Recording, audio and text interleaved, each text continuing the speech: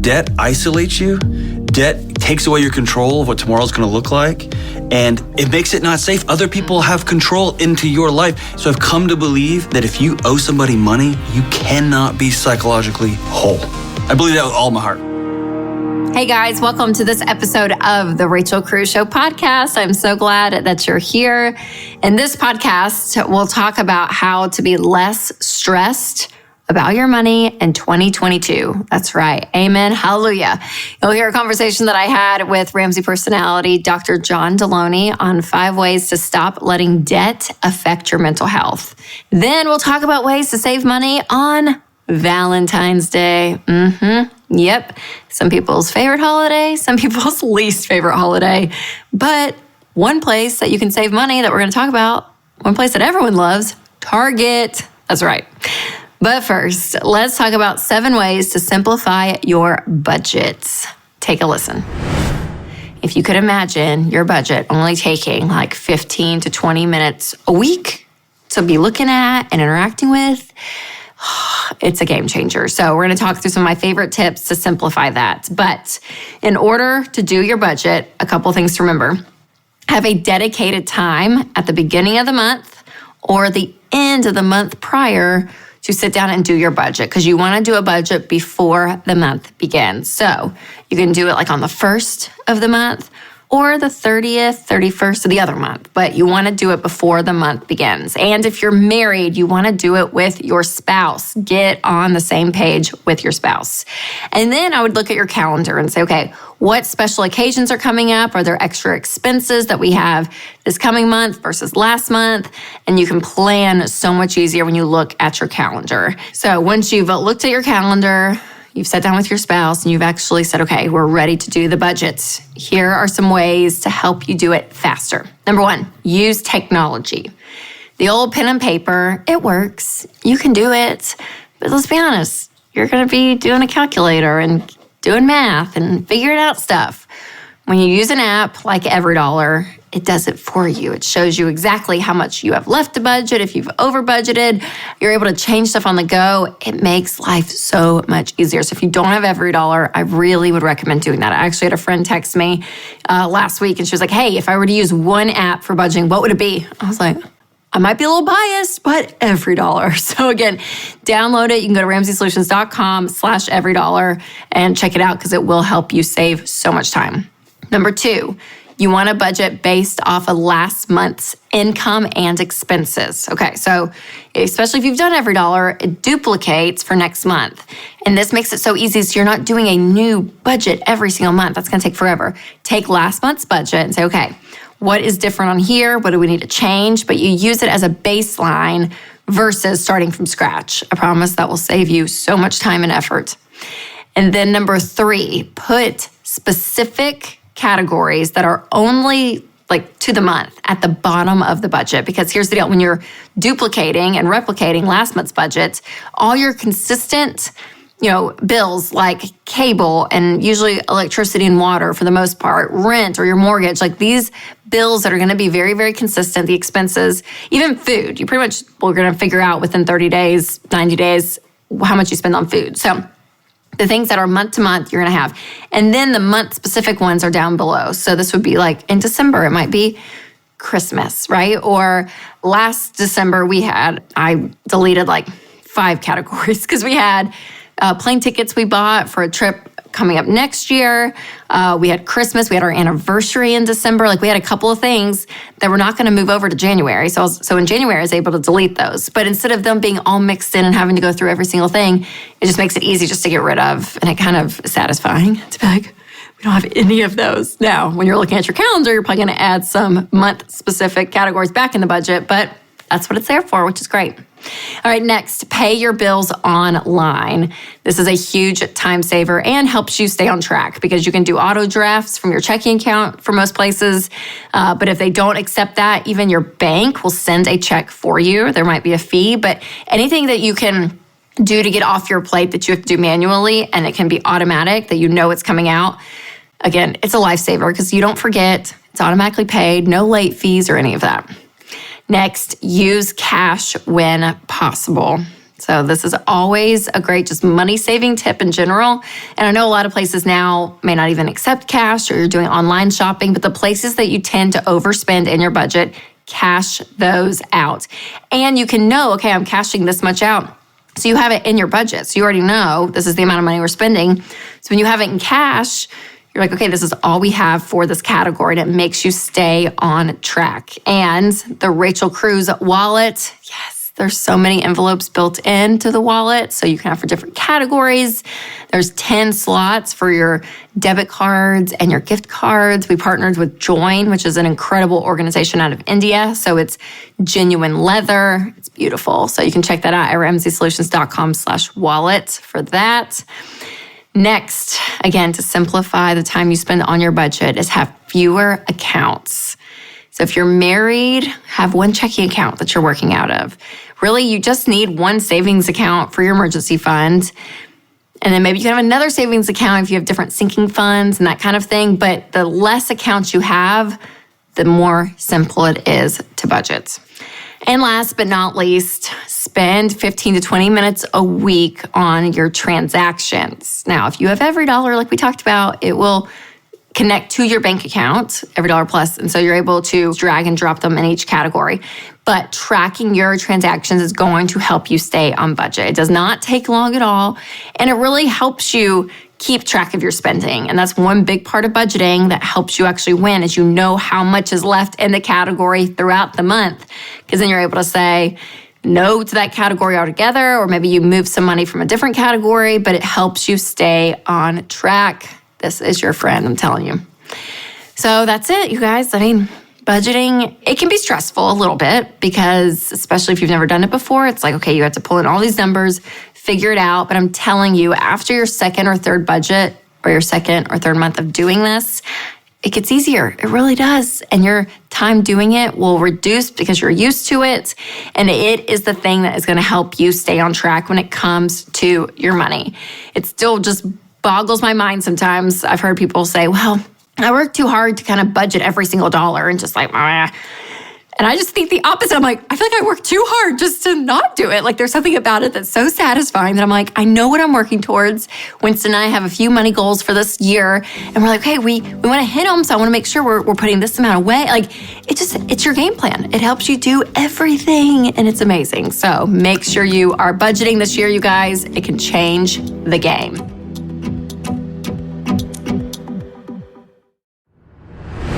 So one of the interesting things about money is it's not always just about money. And I love this conversation, and we're going to talk about it here on the Rachel Cruz Show. So I decided to invite my friend, Dr. John Delony, on to be with us today. Welcome, John. How are you? I'm good. Thanks for being here. Thank you for having me on. Okay, so again, money, I feel like, is never just about money, right? So like overspending is never just about overspending. There's usually a contentment problem or money fights within marriage, not just the money fights, it's stuff going on underneath, right? So there's always things happening, and I feel like debt is one of those. Yeah. And so the stress that debt brings to a household is very real. Sure. So have you seen that play out, especially like when you talk to people? In fact, the last couple of years, I've begun to believe this from here. Yeah.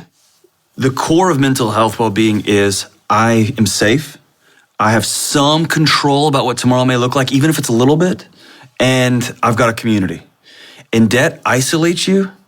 Debt takes away your control of what tomorrow's going to look like, and it makes it not safe. Other people have control into your life. So I've come to believe that if you owe somebody money, you cannot be psychologically whole. I believe that with all my heart. So the stress obviously is created, but there's like just that negative type of emotion that's created in a person. It's not even a negative emotion. It is a physiological response that lets your body know we are not safe because somebody else controls our life. And if you have credit cards and banks and student loans and the government, and they're all pulling the strings that are going to keep you in a job where you're not safe, they're going to keep you in relationships that aren't safe, all of these other voices speak into your day-to-day life. Part of your brain, your amygdala, is going to tell you, not safe, not safe, not safe. And that manifests itself in anxiety, depression, all these other things that we're trying to solve out here. Man, those are here problems to solve. So interesting, because when we talk about even removing debt from your life, getting out of debt, not owing anyone anything, there's a level of freedom that comes with that. And I always say here on the show, I'm like, yeah, there's a financial freedom, obviously, because your income is now yours. It's not going back out to payments. But there's also this emotional and even spiritual freedom that comes with it. It's a psychological freedom. Yeah. So your body goes, we're okay. Right? It's kind of like going into your parents' house and you've been gone and you have a good relationship with your parents. You've been gone a long time and you come in, you hear the words, it just feels like home. Yeah. Like your body goes, we're safe here. Yes. Or you go into an old friend's house and one of those friends that you have, you can just go in their house and go right into their fridge. It's just totally, normal. Yeah. Your brain goes, we're okay here. Right? Or when you go into somebody else's house and you don't feel comfortable or it feels weird, or you go into a restaurant where you don't feel like you belong, your brain tells you, we're not okay here. This isn't our home. Same thing. When you pay that debt off and you just go, your brain goes, your body goes, we're safe now. Right? Your life is now yours. Yes, that you get your to life is now yours. That's so interesting. So for married couples specifically, this can cause a big stress points in marriage, right? Yeah. So not only do the dollars and cents start to get really tight, and it's like, God, every $5 I'm spending, I'm feeling the stress, and it just creates kind of this explosion in a household. So what are some things couples can do to really kind of minimize that, especially while they're getting out of debt? What was key in my house with me and my wife is backing up from what you think the fight's about, because it almost never is. Yes. It's not that he left the shoes in front of the door again. It's that you don't feel valued. You've said it 10 times, you feel disrespected. Or it's not that she bought this thing again. It's that you are trying to keep your family safe by making a budget. So back up and say, what's really at stake here? And usually it's, I don't feel safe. I don't feel heard or connected, and I don't feel in control, right? And if you can solve those problems, the debt takes care of itself. The anxiety takes care of itself. The depression, you can be on a road to healing there, right? But it's about dealing with what are these core issues. So when you're about to lash out and you're about to get angry, stop and say, what am I really upset about here? Like, what is that underneath? And again, that's what we talk about so much, you guys, is money's never just about money. There's all this stuff, but sadly, money can cause some of this negative stuff, right? Whether it's the anxiety, the depression, the stress, all of it. But when you are married and you are working as one, it is so, so important to be on the same team. And there's a couple of things that couples can do here to really help with that. Like one of them is just honesty, you guys. Be honest. And so whether that's a tactical side of if you have, a secret credit card that you haven't told your spouse, be honest about that. Even though that's scary, be honest about that. Be honest about what you're feeling. Do you not feel taken care of? Are you fearful? Like, what are the things going on? And just be honest with your spouse. Starting with that, I feel like is huge. And then going to the next one, you just mentioned it, fear. Yeah. One of the things we hedge on with people we love is what we're really scared about. We are peacekeepers or we're silence keepers. Be honest about sharing your fears. Tell your spouse, this scares me when you spend like this, or I don't feel safe when I look at our student loan payments, right? Yeah. Or I feel out of control. Be honest about your fears. Yes, so good. And have goals together, you guys, because once you start doing this, right, whether it's the honesty and sharing your fears, there is a level of vulnerability there that your spouse may start to know you on a level that they never knew you before because you're just functioning and trying to be okay. But once you say, okay, I'm not okay, like this really is scaring me, they really, you become a unified front. And then out of that, you really can start to work together as a team and have a goal in mind. So have something you are shooting for. Have something in the next 24 months that you guys can say, okay, in the next 2 years, here's what we're gonna do. Whether it's getting out of debt or having a specific amount of money saved, whatever it is, have a goal together. Because it's amazing when couples work together towards a goal, like the unification that happens in a marriage. I mean, it's huge. The growth is exponential, right? The shift. You think it's just going to be a 1 degree shift, but it ends up going way over there and opening up so many other possibilities. Real important when you share goals, share what you actually need, right? Yes. There's a level of vulnerability that says, I know he's tired, I know she's working all day, but here's what I need. And we often don't speak our needs. We just bottle them up, or we try to meet our needs in other ways or with other people, and that causes disaster of all sorts, right? Yeah. On this particular show, we often try to meet our needs of inadequacy, of comparison, of I'm not enough, I haven't accomplished enough, by just buying stuff. Right. It's easier and easier. Be honest with your spouse about your needs. That's so huge. We were out to dinner with a couple this weekend and they're pregnant for the first time. And we're, talking about baby stuff. And Winston asked her, he was like, how good are you at asking for help, about asking for what you need? Because even in all these transitions of life, like if you're not good at it, not only is that need not going to be met, but the frustration is going to pent up. But when you can actually verbalize what you need to your spouse, it's huge. So I love that one. Well, and can I just say, men are terrible too. Yeah. They don't say what they need. We don't say, hey, I really need this from you. I don't have that language. I've never seen. My dad sure wasn't going around being like, you know what? Here's some needs I have. No, he had some things I had to do, right? Yeah. And so it's both men and women. If we can just come to the table and say, hey, here's the season I'm in. Here's what I need. It's good. Wow, man. And then lastly, couples, just practice connection, being together. And a lot of these conversations like we're talking about naturally it's going to bring you guys together in a deep connection. Can I just double down on the word you used? Go. Practice.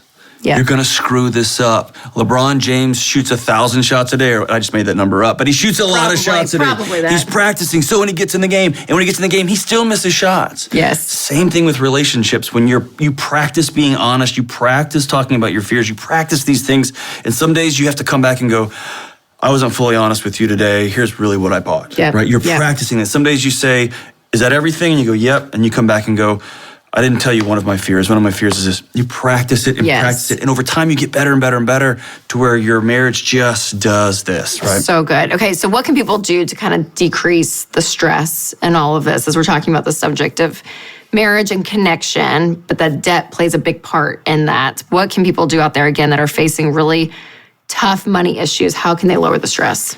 Number one, don't wait until there's a fight.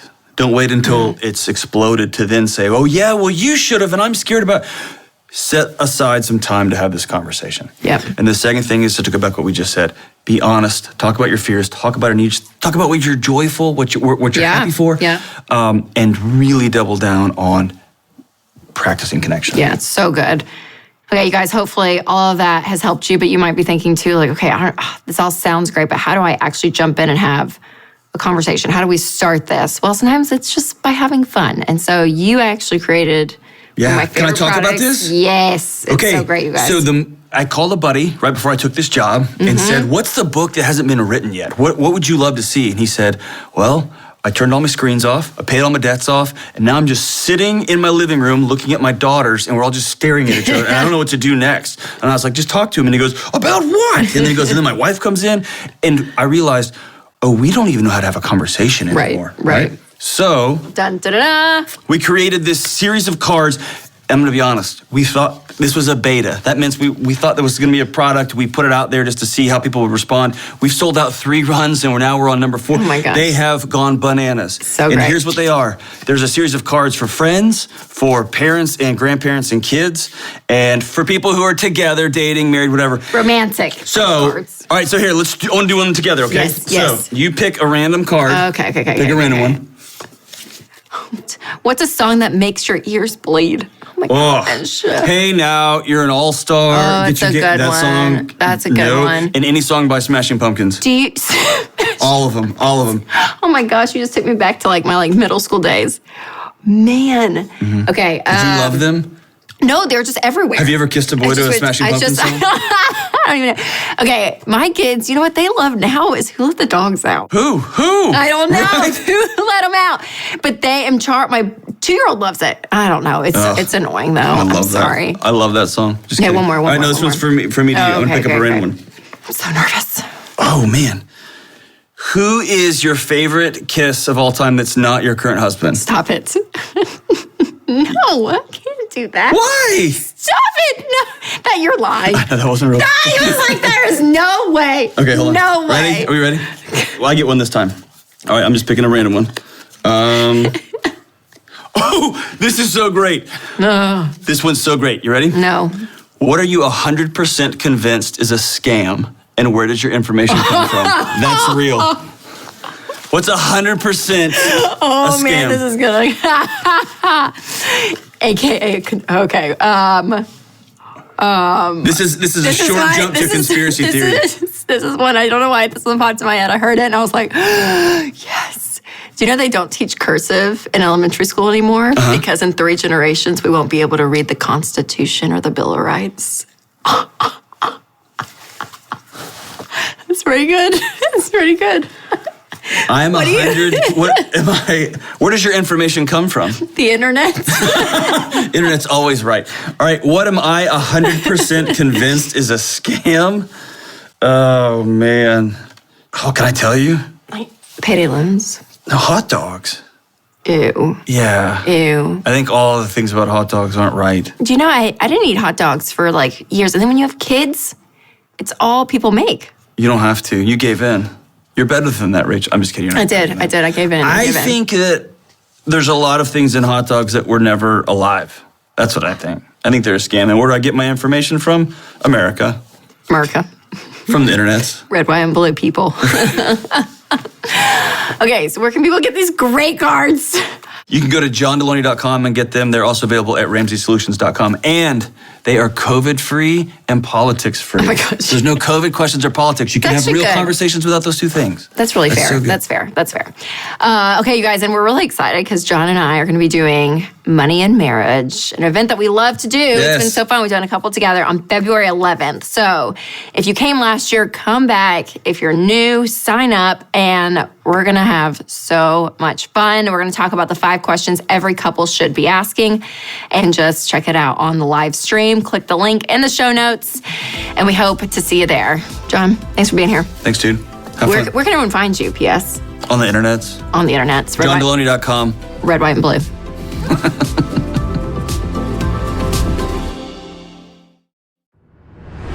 All right, today we're going to talk about how to save on all things Valentine's Day, specifically at Target. So, listen, Valentine's Day, what makes it great is being with people you love and not spending a ton of money. So yes, you can skip the crowded restaurants, forget about the reservations, all of it. It stresses me out. I don't like it. I don't know if I care for Valentine's Day. I don't know if I've always been this way or just recently. But I'm like, I don't know. It's every time if we try to go out, it's like a prefixed menu and it takes forever to get a reservation and you spend so much on it. And there's crowds and all of us. I'm like, we could have done this a week ago and had a totally different experience. Why are we forcing ourselves into a situation to spend more money than we wanted to spend to say I love you? Like, it's a marketing scheme. I don't care for it. I don't know if I like it. I'm protesting Valentine's Day this year. No, I'm just kidding. But really, it is a holiday that people spend a lot of money. So Americans do spend $21.8 billion on Valentine's Day. They did that last year in 2021. 5.8 was spent on just jewelry on February 14th. The average amount spent in 2021 was $164.70 a person.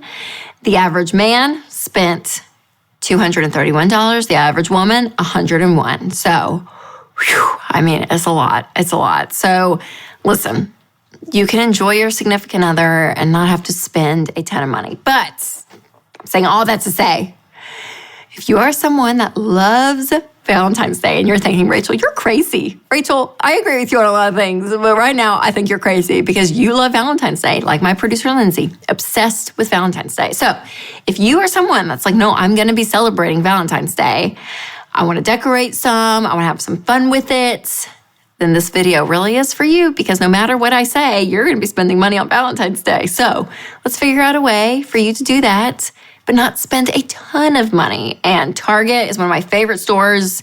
So there are some great options at Target to help celebrate Valentine's Day. And this video is not sponsored, P.S. So one of the things you can do to save money is just make a meal at home. So you can do some fancy surf and turf. You can pick up Good and Gather frozen shrimp for only $7. You can get steaks that are USDA choice for like $10 a pound. Or if you're like me and you just love pizza, you can make your own pizza and get all the ingredients at Target for under $20. You can have some chocolate for desserts, and you don't even have to spend the extra on all the heart-shaped stuff. You can get something, a little bit more simple, a little bit less expensive, which is great. So you can spend a great meal at home and just buy all your ingredients there. And if you want some more ideas, you can check out my free meal planner and grocery savings guide. It has my best grocery savings tips in there, plus a meal planning calendar and a grocery list template. You can print it out. You can edit it on your phone. It's awesome. So you can go to ramseysolutions.com/meal planner for that. Also, a way to save is do breakfast in bed, or if you're with your roommate or your friends, you could have like a big breakfast party. So they have these really cute Dash Mini waffle makers at Target, $10. Super cute. And even some great stacking mugs. The Threshold brand is awesome. They're like $7 each. So there's lots of cute options there that you can buy if you want to do like a little breakfast date there. Or if you're throwing a Valentine's party at your house with friends, you can make a cheese board, aka a charcuterie board, the lakeside rectangle cutting board or charcuterie serving tray. It's beautiful. It's real wood. It's only $23. So you can grab whatever you're serving and just put there on the tray. And if you want an idea for that, I did a video with the cheese gal on how to put together a charcuterie board that doesn't bust your budget, and it's awesome. And if you're wanting to decorate for the party, Target sells some really cute decor like garland, invitations, cups, balloons, plates, all of that in the dollar section. It's all really cute stuff. And if you want stuff for your house, decorate your house, there's mini string lights for $11, and things like that are great because you can reuse them. And you can even like have fun and make a little fort with your kids and hang the strings, watch a family, fun movie. It's so cute. And the Hearth and Hand with Magnolia brushed tin candles are $10. So you can get some of those and put around some fresh flowers. And it's great. It really spices up the mood for Valentine's Day. And also what you wear. We think about that. I did not wear my Valentine's Day colors today, but Target has some great brands like Universal Thread and A New Day, and they're trendy, they're affordable. So again, you don't have to splurge and buy like this brand new outfit for a lot of money. You can spend like $20 and get a cute dress. Or if you're going to be home, you can get some new loungewear, and that stuff starts at like $10. Even if you want some new shoes, Target sells really cute shoes that look like Steve Madden or Keds, but you're getting it for a fraction of the price. All right, for your kiddos, Target has a really big section of inexpensive, ready-to-use assembly crafts for your kids under like $5. So if you do a little gift bag or something for Valentine's Day for your kids, this is a great option. They also have a lot of supplies to make your own Valentine's Day cards that they take to school. Instead of, again, just buying them, you can make them. I'll probably be buying them, but if you want to have fun and make them, you can make them too. Okay, so when it comes to Target and saving money, two amazing options, the Target app and the Red Card. So the Target app has coupons. You can save money on groceries, clothing, and home goods. But make sure you go before you head to the store or shop online so that you know exactly what coupons are there and what sales are going on. And the Target Red Card is an amazing option. I love this card. You get 5% off every purchase in the store or online, plus free shipping. Again, this is a debit card, so make sure you sign up for the debit card option. Debit card. But again, you save money. It's awesome. You don't need to spend on things like really expensive decor that you're only going to use for Valentine's Day, or heart throw pillows for $30, no, or stuffed animals, no, or even individual, just really nice, pricey cards. I mean, if you do that for everyone, like your parents and all that, you can spend like $75. I mean, it's crazy. So there are definitely places to save money. There are places to spend and enjoy, but not bust the budget when it comes to Valentine's Day. So I kind of feel like the Grinch of Valentine's Day. I didn't mean to be. I think it can be very wonderful, but hey, it's kind of an overrated holiday in my opinion. Just the love, but hey.